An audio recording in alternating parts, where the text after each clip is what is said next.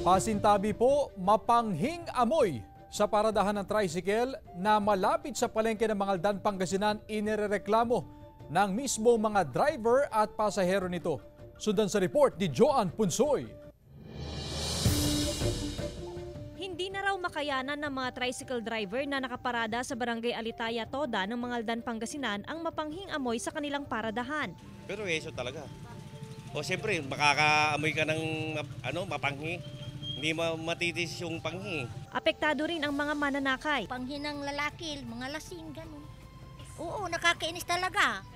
Tamabaho. Ang mga tsuper na rin daw ang gumagawa ng paraan para maibsan ang mapanghing amoy. Binubuhusan lang namin ng tubig at saka yung dishwashing dyan, yung sabon.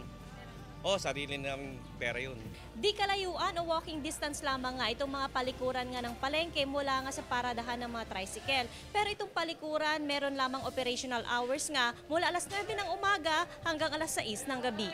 Sa malapit na palikuran din daw sa palengke, umiihi ang mga namamasadang tsuper. Kaya hinala nila mga galing ng palengke at napapadaan sa lugar ang umiihi sa lugar tuwing gabi. Ayon naman sa Market Division, may bukas din daw na palikuran sa meat section tuwing gabi at regular ang kanilang paglilinis at flushing sa lugar. So pagka-araw naman, namumonitor namin, compliant naman sila. Nagpa-flushing din kami dyan.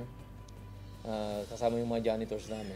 Kaya panawagan ng otoridad sa publiko magkaroon ng kooperasyon sa pagpapanatili ng kaayusan at kalinisan sa lugar para hindi pare-parehong maperwisyo. Kasama si Henry Duminsil, Joan Punsoy, One North Central Luzon.